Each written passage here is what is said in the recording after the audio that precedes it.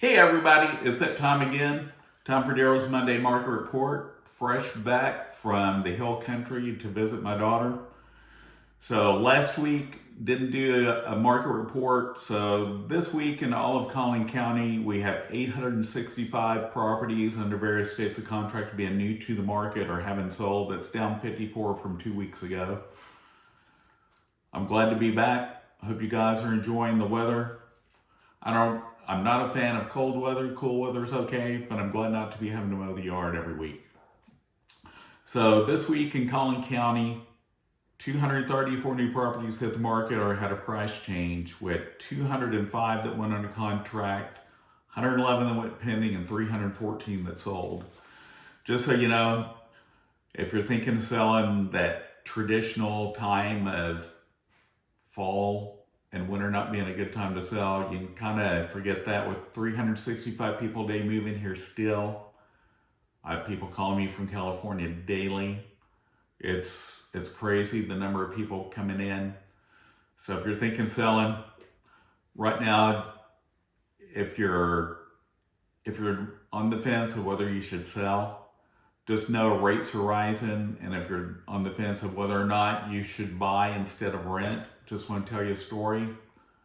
I know someone who just got a notice that their apartment rent is going up 17% this year for their new renewal. So keep that in mind.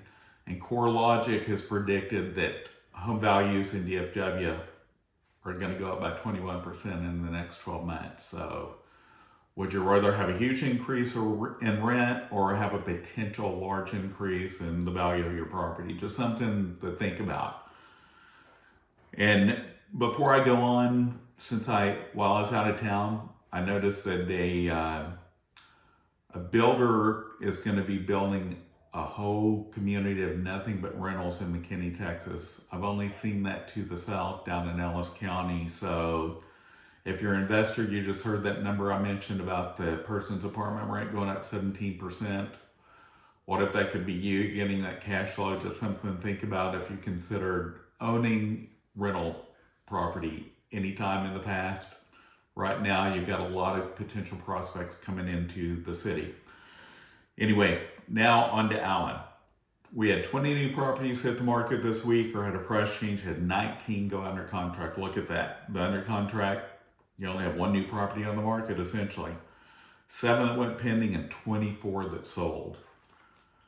So there's still not enough inventory out there. The number of buyers definitely exceed the number of sellers. So again, as I mentioned, that seasonal advantage really doesn't exist anymore, other than now if you put your house on the market, you may actually have more buyers than you do in the summer months looking, because the market's so crazy. Lucas this week, one of our smaller, definitely more expensive areas, nothing new hit the market. So if you're thinking of selling in Lucas, great week to consider putting your home on the market. Had 2 that went under contract, 4 that went pending, and 2 that sold. Parker had 1 new property hit the market or had a price change. We had 1 that went under contract, nothing went pending, and 1 that sold. So you can see 111 across the board, no new inventory to speak of in Parker. So another city you're thinking selling, great time. Fairview, another city, no new property hit the market this last week. So if you're considering selling, might be a good week to do so. Had one went under contract, 1 that went pending, and 3 that sold. Okay, now every week I go over the top 3 markets in Collin County. McKinney's number 1 again at 182 properties in various stages of being new to the market or sold. Plano's number 2 at 170. Frisco 3rd at 136. So in Plano this week, 42 new properties hit the market or had a price change. We had 55 that went under contract, 21 that went pending, and 52 that sold. And in McKinney, 42 new properties, same number that went on the market in McKinney or Plano that had a price change this week. Had 38 went under contract, 23 that went pending, and look at this, 79 that sold. That's why McKinney's ahead. Frisco, 27 new properties hit the market this week or had a price change, with 34 that went under contract, 20 that went pending, and 55 that sold. In Melisa, one of our northern suburbs, I have noticed there that there's new construction that people are buying and renting out. So something to think of. It's a really competitive market up there if you're thinking of buying. So if you're a cash buyer, definitely a big plus. And if you're thinking of buying as a rental, another area people are moving to because they want to be kind of out of the midst of the hustle and bustle to the south, especially above that 380 corridor. The 380 corridor is getting more and more congested every week. Melisa this week had 11 new properties hit the market, had price change. 5 went under contract, 6 went pending, and 8 that sold. In Princeton, 12 new properties hit the market or had a price change. We had 5 went under contract, 2 that went pending, and 23 that sold. Look at that number in Princeton. We do have a lot of new construction in Princeton, so that may flip those sold numbers a little than some other areas. Just something to know. One of our other hot areas, Wylie, 19 new properties hit the market or had a price change. We had 9 that went under contract, 12 that went pending, and 20 that sold. So if you're thinking of selling Wylie, it's on fire. Lavon, 6 new properties hit the market this week or had a price change. We had 2 that went under contract, 3 that went pending, and 5 that sold.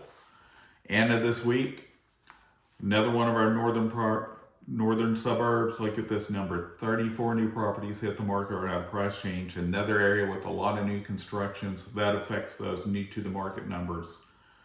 7 went under contract, 8 went pending, and 3 that sold. Farmersville, 2 new properties hit the market this week or had a price change. 1 went under contract, 2 that went pending, and 5 that sold. And Farmersville is definitely one of our more rural areas. A lot of new construction out there as well. If you're thinking of moving out a little bit from the city but still be close, Farmersville is definitely a good choice. Van Alstyne, last but not least, it's one of our northern suburbs. It's in 2 counties. It's in Collin and Grayson. Northern Van Alstyne primarily is Grayson, and to the south, of course, is Collin. Had 9 new properties hit the market this week or had a price change there. A lot of new construction in Van Alstyne as well. A lot of new business there too. So another reason you might want to consider buying there if you're looking at new construction. A little less expensive than down to the south. Had 3 properties that went under contract, 7 went pending, and 11 that sold. Hope you're enjoying this market report every week. I'm going to try and start adding new content. Now it's slowing down a little bit for me, not a lot, but time to get some new properties on the market as all mine are under contract now. If you have any questions, feel free to reach out to me. All my contact information, as always, is at the end of this video. See you next week. Have a great one. Bye-bye.